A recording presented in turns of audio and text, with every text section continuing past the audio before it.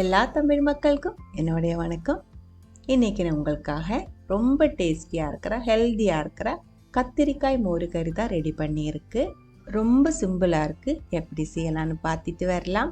அதுக்காக 1/4 கிலோ அளவுக்கு கத்திரிக்காய்.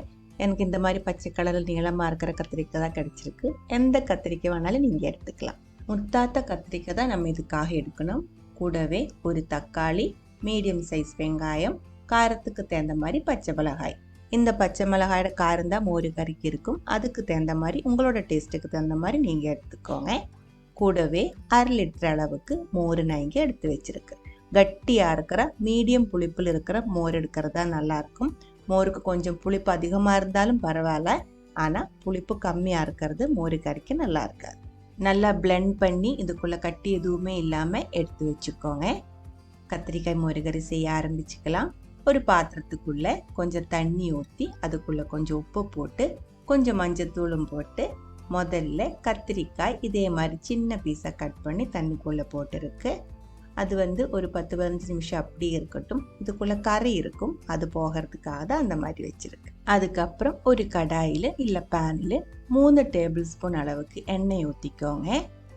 1 டீஸ்பூன் அளவுக்கு கடுகு வெடிச்சதுக்கப்புறம் 1/2 டீஸ்பூன் அளவுக்கு வெந்தயம் நல்லா ஃப்ரை ஆனதுக்கப்புறம் 2-3 வரமிளகாய் கூடி சேர்த்து நல்லா வதக்கிக்கோங்க. அதுக்கப்புறம் நம்ம கட் பண்ணி எடுத்து வச்சிருக்கிற வெங்காயம் முதல்ல சேர்த்துக்கலாம். நல்லா வதக்கி வெங்காயம் கொஞ்சம் சாஃப்ட் ஆகட்டும், அது வரைக்கும் வதக்கிக்கோங்க.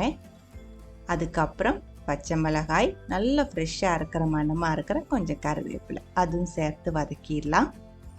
இங்கே என்ன ஒரு வித்தியாசம் அப்படின்னா, இதுக்கு முன்னாடி நம்ம நிறைய மோரு கறி அப்லோட் பண்ணியிருக்கு. அதில் எல்லாமே லாஸ்ட்டு தான் நம்ம தாளித்து சேர்க்கறது. அதுக்குள்ளே வெங்காயம், தக்காளி அந்த மாதிரி எதுவுமே சேர்க்கறது இல்லை. ஆனால் இது வித்தியாசமாக இருக்குது. இது இந்த மாதிரி செஞ்சால் தான் டேஸ்டியாக இருக்கும். வெங்காயம் வதக்கி நல்லா சாஃப்டானதுக்கப்புறம் நம்ம தண்ணிக்குள்ளே ஊற வச்சுருந்த கத்திரிக்காய் அதுவும் சேர்த்துருக்கு. கூடவே உப்பு, மஞ்சத்தூள் எல்லாமே சேர்த்து நல்லா இதே மாதிரி மிக்ஸ் பண்ணிக்கோங்க. எல்லாமே நல்லா கலந்ததுக்கப்புறம் நம்ம இது மூடி வச்சுக்கலாம். கத்திரிக்காய் வேகணும். ரொம்ப அதிகமாக வெந்து குழான்னு போய் போகக்கூடாது. கரெக்டான அளவுக்கு வெந்து மோரு கறிக்குள்ளே போட்டால் தான் நல்லாயிருக்கும். கருகி போகாமல் இருக்கிறதுக்கு தீ ரொம்ப கம்மி பண்ணி மூடி வச்சுக்கோங்க. அது வேகட்டும். அதுக்குள்ளே இதில் அரைச்சி ஊற்றுறதுக்காக 1/2 கப் அளவுக்கு துருவன தேங்காய், காரத்துக்கு தகுந்த மாதிரி ஒரு பச்சை மிளகாய் கூட நேரத்தில் சேர்த்துருக்கு. காரம் வேண்டாம் அப்படின்னா நீங்கள் சேர்க்க வேண்டியதில்லை. 1/4 டீஸ்பூன் அளவுக்கு சீரகம், 2 சின்ன சைஸ் பூண்டு ரொம்ப பெருசாக இருந்தால் உன்னோட பாதி கூட நீங்கள் கட் பண்ணி சேர்த்துக்கலாம். 2 சின்ன வெங்காயம், கொஞ்சமாக தண்ணியை ஊற்றி நல்லா ஃபைன் பேஸ்ட்டாக இதே மாதிரி அரைச்சி எடுத்துக்கோங்க. சில பேருக்கு தேங்காய் பிடிக்காது. அப்படியா இருந்தால் இந்த ஒரு ஸ்டெப் நீங்கள் ஸ்கிப் பண்ணிடலாம். தயிர் மட்டும் இந்த கத்திரிக்காய்க்குள்ளே ஊற்றி கூடி மிக்ஸ் பண்ணிடலாம். ஆனால் இதெல்லாம் சேர்த்து அரைச்சி ஊற்றும் போது தான் கரெக்டான மோரு கறியோட டேஸ்ட்டு கிடைக்கிறது. கத்திரிக்காய் இதுக்குள்ளே பாதி வெந்திருக்கு. நல்லா ஒரு டைம் கலந்து விட்டதுக்கப்புறம் ஒரு இன்க்ரீடியன்ட் கூடி மிச்சம் இருந்துச்சு, தக்காளி. அதுவும் கட் பண்ணி சேர்த்து நல்லா மிக்ஸ் பண்ணி 1 நிமிஷம் மூடி வச்சுக்கோங்க. தக்காளியும் ரொம்ப அதிகமாக வெந்து போகக்கூடாது, பாதி தான் வேகணும். இப்போ பாருங்கள், கரெக்டாக இருக்குது. இந்த டைமில் நம்ம அரைச்சி எடுத்து வச்சுருக்கிற தேங்காயோட மிக்ஸ் இதுக்குள்ளே சேர்த்துக்கலாம். 2 ஸ்பூன் அளவுக்கு தண்ணி கூடி அந்த மிக்ஸி ஜாருக்குள்ளே ஊற்றி கலக்கி ஊற்றிருக்கு. தண்ணி ரொம்ப அதிகமாக ஊற்றக்கூடாது. அதுக்கப்புறம் எல்லாமே சேர்த்து நல்லா மிக்ஸ் பண்ணிக்கோங்க. டீ லோ ஃப்ளேமில் தான் இருந்துச்சு. பாத்திரம் நல்லா சூடாக இருக்குது. அதே சூடு போதும். மூடி வச்சதுக்கப்புறம் தீ நான் உடனே ஆஃப் பண்ணிட்டேன். இப்போ இது நல்லா ஆறி இருக்கு. நல்லா ஆறணும், கொஞ்சம் கூடி சூடு இருக்கக்கூடாது.